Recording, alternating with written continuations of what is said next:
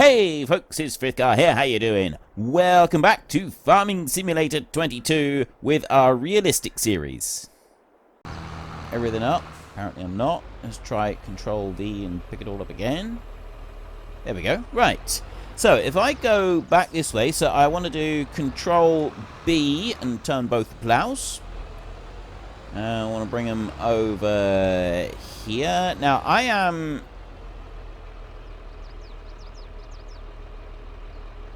Did that only turn one plough, or have I...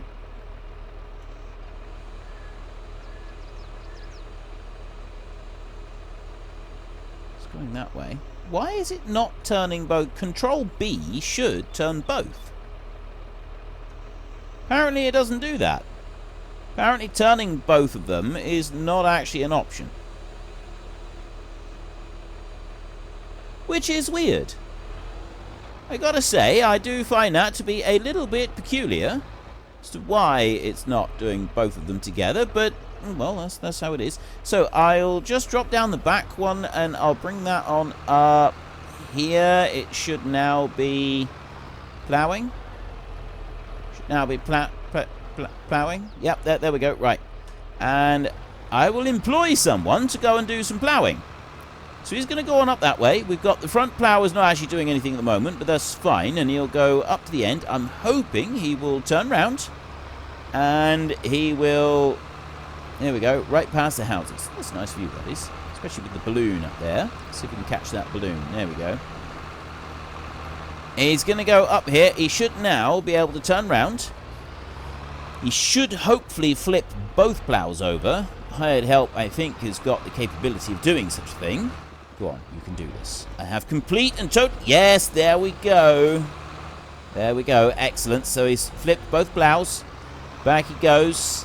If he doesn't quite pick everything up to... Yeah, he hasn't quite picked everything up. But that's all right. We will do a tidy up run afterwards and just sort of pick up everything else that needs to be picked up. And any potential gaps that might be there in the field somewhere. That one is... I think he's going to be fine. I'll just watch him a second and just make sure he's able to turn round, and then we'll go and get the next bit started up. Alright, seems to have worked just fine, so I'm going to let that one carry on, and hopefully they will be able to plough up that field, and they'll sort of work on that through the course of the winter. We need to come over here now. Do I have any lime in storage over this side? Zoom. 7,976. Although I have actually got the bags of lime on the shelf down there. Did I have any of that left? Okay, let's not spin around that way too fast. I know where we have got lime stored, which is over the other side. In storage. But I just want to see if we've got any left on the shelf over here. Now, I have said before that any fertilizer that we've got on the farm at the moment, we're going to... Okay, we've already used that up.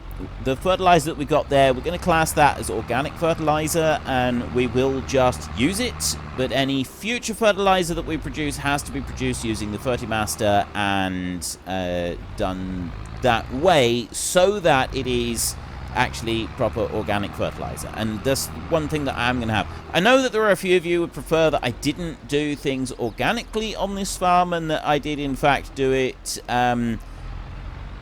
with a non-organic approach, but with like the standard farming.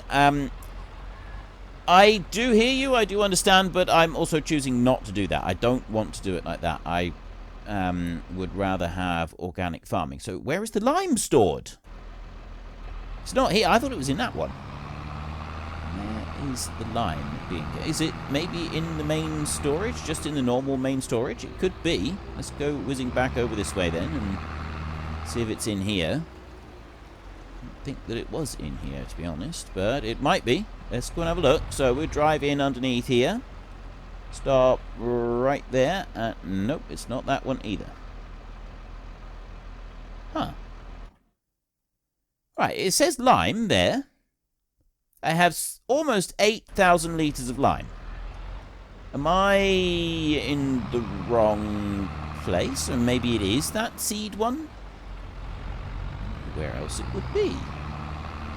Somewhere on our farm, we've got some lime. Oh, wait. Right. go to here. So got the Fertimaster is one that we've got, and we've also got the Seedmaster. That's those two there. That one there is the Seedmaster, is it? That's the Seedmaster. That one's empty. And then we got another one over the other side. This one here is a storage silo. This has got the lime in it. So why can't I take it out again? So in the wrong spot for it? I did think it was that one. Like, I'm not going completely crazy. I did actually think that it is this one. Ideal. Right, we go in here. Apparently it's not. So maybe I'm just in the wrong place for unloading. I'll go in over here. Right, well, let's... Nope. Go a bit further. Nope. Go a bit further. Ah! Okay, so I'm not going completely crazy. It is actually in there. I was just in slightly the wrong position for loading it. That was all. Okay, so that was my bad. That was no one else. No one else was at fault there. We don't actually have anything in here, so we can go right up through here. There are some people who would say that we shouldn't be driving through it, and then there are others who would do that every single time just because it's easier. So, yes, there are different ways to do things on every single farm on the planet. There is no set right and wrong way. That is one thing that I have learned. If I approached this game initially with there is a right way and a wrong way to do things, playing this game and talking to all you wonderful people from all the corners of the globe, that there are many, many corners in around globe, and I have spoken to many of you from all different parts of the world, and not just like, you know, bits of the world that are close to me, but like bits of the world that are very, very, very long way away from me. People from Australia, New Zealand, all over South America, all over the US and Canada and Mexico, and all over Europe, quite a few different places in Africa, across Asia as well, and so literally the whole continent. The only continent that I haven't had a conversation with someone about while they've been on that continent is Antarctica. I have had a conversation with someone who's been to Antarctica, but agriculture in Antarctica is not really taking off just yet. Although the rate that global warming is coming along, we'll probably have wheat fields there by the end of next week.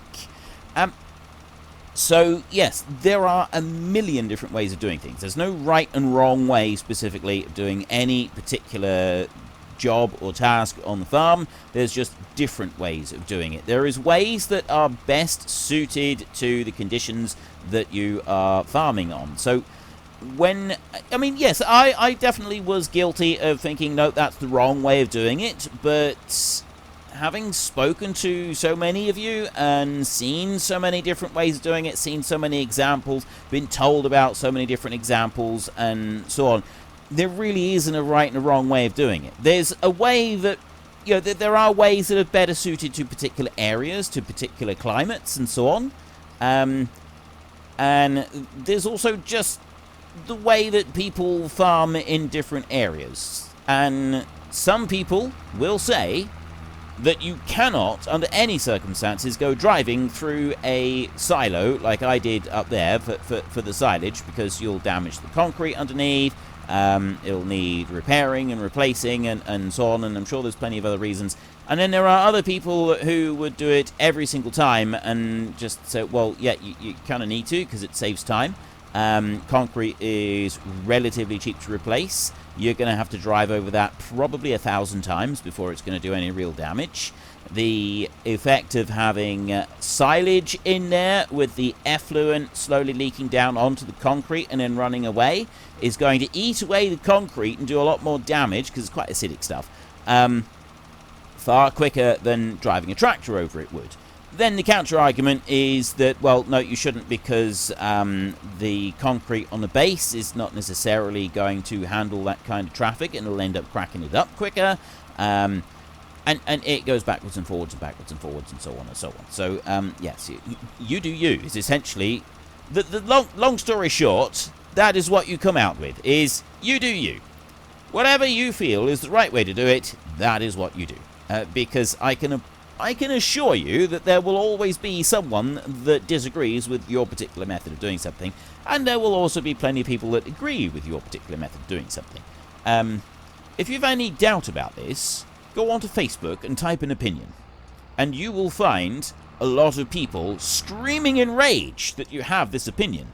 And such people should never have any kind of... If you really, really want to get a lively debate going, go onto Facebook, onto an open, a public post. It doesn't matter what the public post is, and announce your favourite Star Wars film. Doesn't matter which film it is, just say your favourite Star Wars film. And wait for the storm.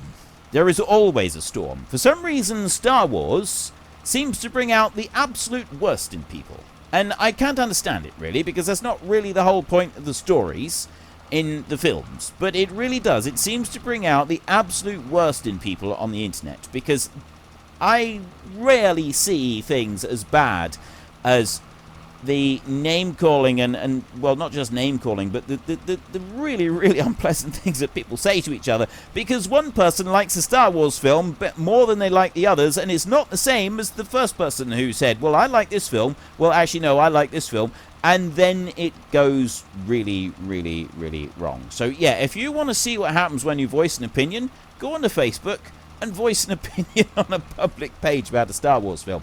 After that, I can absolutely promise you, after that, any kind of pushback that you might get from, because you've expressed a desire to farm your field in one particular way, and you've had a bit of pushback, and someone saying, well, no, actually, you know, it's better if you do it like this, or that's wrong. It's nothing. It's mild, it's tame, and, you know, at least you'd have that to be grateful for, because, like, after reading the whole Star Wars, this film is better than that film nonsense that is constantly going on, all other arguments pale into insignificance, and suddenly you feel, well, actually, you know, maybe it's not so bad. On the other hand, maybe we should just not be tolerating any kind of ignorant toxicity, and accept that some of us like some things more than others, because everyone's got a different opinion. Whether you like something or not doesn't make you a bad person. If you happen to like one film more than another film, it doesn't make you a bad person. It certainly doesn't make you deserving of some of the vile things that I have seen. And just for the record, yes, I have recently seen some posts on Facebook concerning the quality of some of the Star Wars films, and some people liking some of the films more than they like some of the other films, and everybody who doesn't agree with them, and so on. Well, you get the idea. It's not very nice. I don't really understand, though, why it's got to be so ridiculously extreme when it comes to doing that. There's no need for it. Why can't we all just sort of get along and be nice to people? It seems to me sometimes that a large chunk of the world has forgotten that it is possible to have two different opinions and still like people. Like, you are allowed to be friends with someone who has a different opinion to your own. And this is... I love the internet. I think the internet is one of the greatest creations that man has ever made. We have got the entire sum of human knowledge right at our fingertips, at the press of a button. We carry it around in our pocket, in our phone, for goodness sake. Like, you can access any information you want. It is an incredible, amazing thing that has never, ever been before in the whole of human history been available to people just the way we've got it now. You can have any knowledge you want. And it also does, unfortunately, it comes with some bad points. Like, people... You do experience the really good side of humanity with the internet, and you also experience some pretty grim, nasty things from humanity as well. But one thing that, with all of this, we seem to be forgetting at times, and I'm guilty of it myself. You know, I have been guilty of it. I have been sort of, you know, you lean away from people who've got the same opinion, and the internet is so easy to find people who have the same opinion as you. It's very, very easy to get drawn into that group of people who think similar to you, but then it also becomes frighteningly easy to start discrediting and ignoring and generally kind of just pushing away from anyone that has a different opinion to your own. And that, to me, is a bad thing. It's not good, because it quickly, very quickly, scarily quickly, can lead to you basically training your own mind to dislike anyone that has an opinion that is not quite the same as your own. And that ultimately leads to a lot more hostility among people in general. And so this is something that I've become increasingly aware of late, is the amount of hostility that can be displayed between people who just have different opinions. Like, why can't we have a different opinion and still be friends? And it seems to get more and more along those lines. Like, if you have a different opinion, we cannot be friends, we cannot be polite to each other, we cannot respect each other for having different opinions.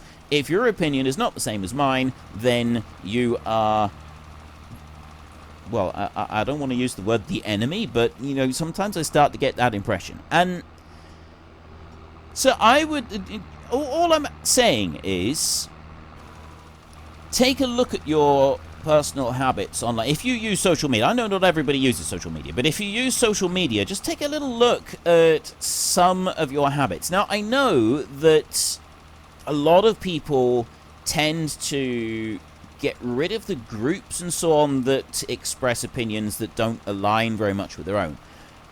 Partly because of this whole toxicity thing that goes on. And we all know that it goes on. Like, there's a lot of this toxicity that goes on. And so you tend to remove yourself from these groups so that you're not getting this backlash. But what that then does over time is it sort of conditions you to accept that, okay, those people think that, therefore I'm not mixing with them. And that is, it can also be where it sort of starts to present a little bit of a problem, and ultimately can lead to people being a lot less open-minded. Now, to me, being open-minded is quite important. I appreciate people being open-minded. I like it, and I try to keep an open mind on things myself.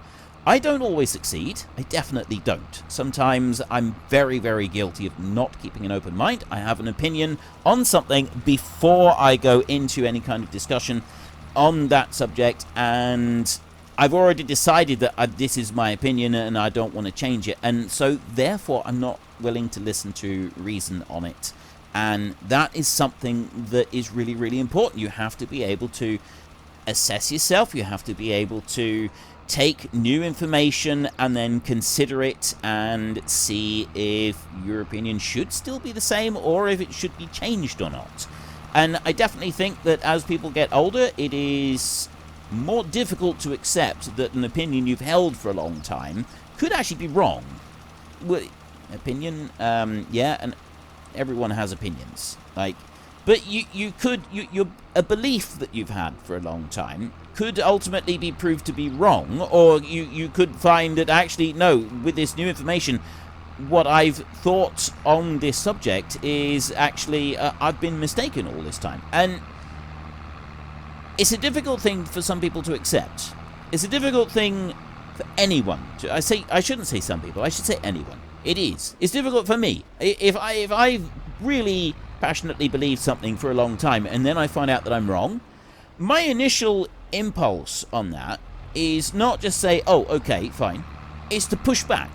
And that's a natural, normal, healthy response. You push back against that because suddenly you found out that something that you've held dear for a very long time is actually, quite possibly, very, very wrong. And so you push back against that because you've held this belief for so long. It's part of you, and it's a self-preservation thing.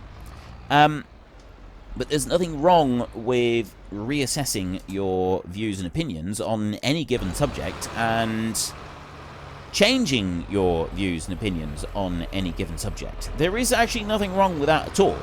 And to grimly hang on to an opinion or grimly hang on to something as solid fact when you're presented with a lot of evidence contrary to that it becomes just stubbornness after a while. And yeah, like I've said, I'm guilty of that. It's something that I think a lot of people need to work on.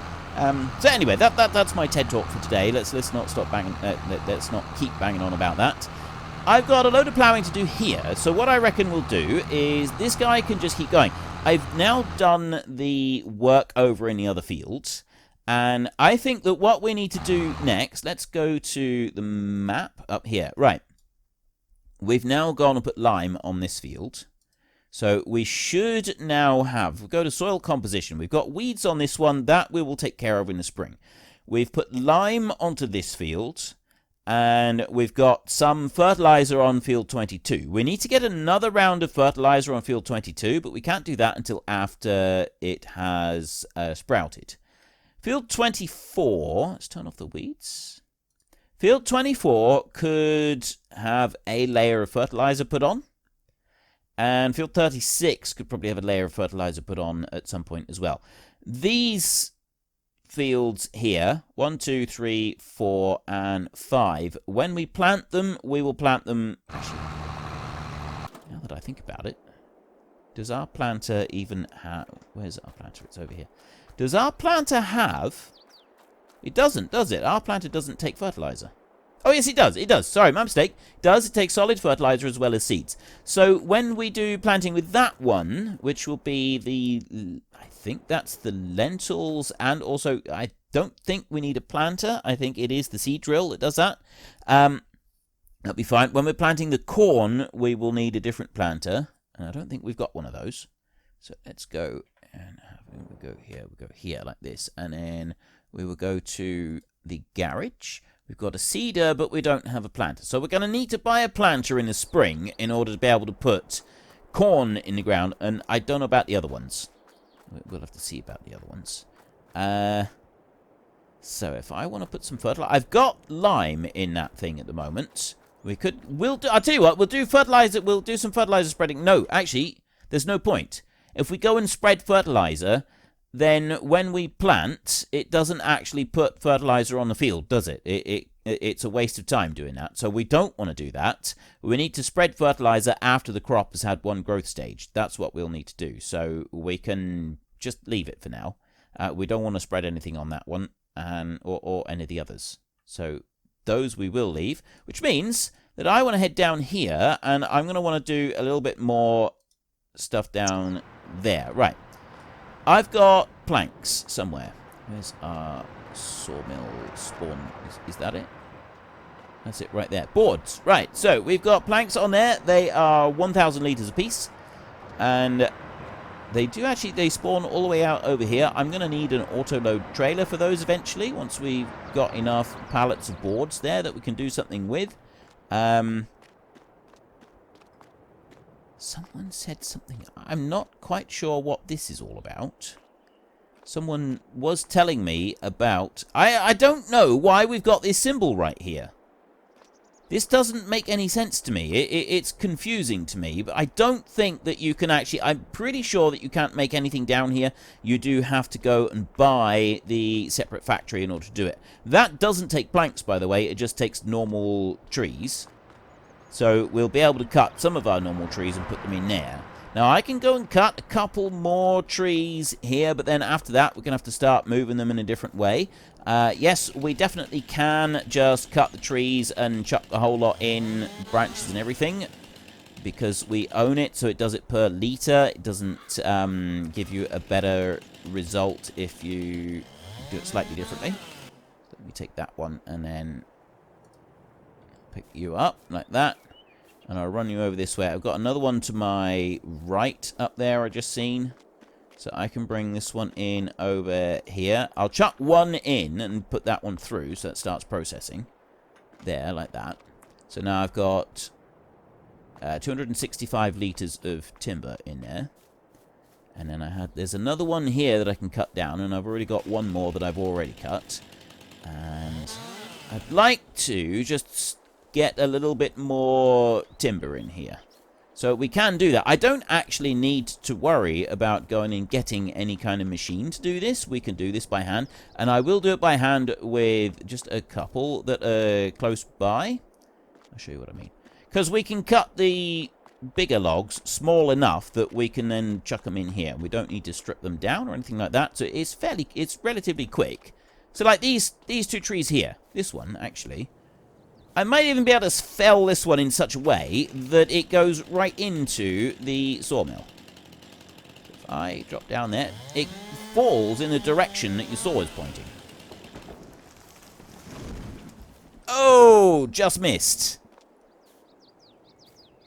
Let me try that again, but this time I'll do it at this angle.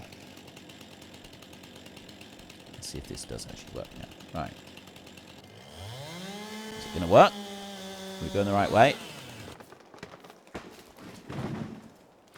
Okay, it sort of worked, but then it bounced back. So I got a feeling that neither one of these is actually going to go through. No. Okay. Those didn't actually work properly, so we don't need to remove anything from them. All we need to do is just get close enough that we can cut it in half like that. Now, that one is 350 kilos, that's 340 kilos, so I can't move those, but what we can do, I'm hoping, is if I can chop it like that, I can pick up 200 kilos at a time. Can't I? I can pick that one up at least. Chuck that in there, and then you I can pick up. But I'm hoping then what I can do is I can just kind of like nudge it along, because you can do that. Yes, a little bit cheaty, admittedly, but it works. So we'll just go with it.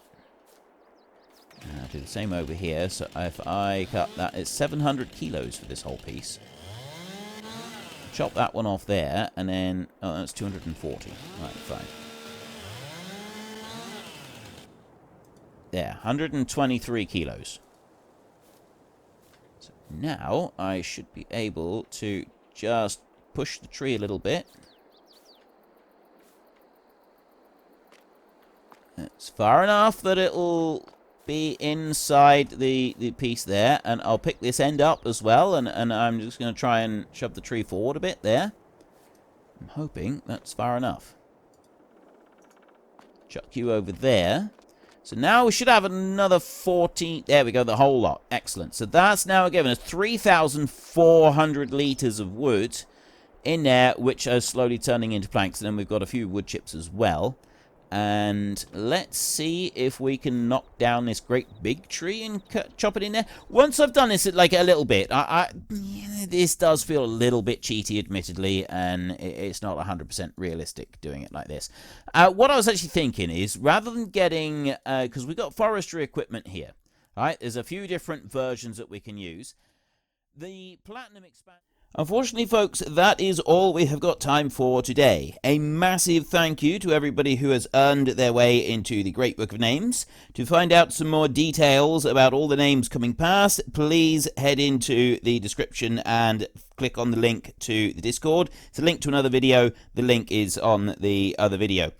Please also consider checking out the links there for Nitrado, who provide gaming servers for games like Farming Simulator, Minecraft, Ark, and several others. And there's also Fanatical, who will help support your gaming habit by providing you with cheap games and also giving me a small commission on anything that you buy using my link. If you've enjoyed this particular video, then please head down below and give us a like. And if you really enjoyed it, then please tell your friends all about me. Get them to come and watch as well. That would be awesome. And until next time, thank you very much for watching. This is Frithgar. Goodbye, and see you later.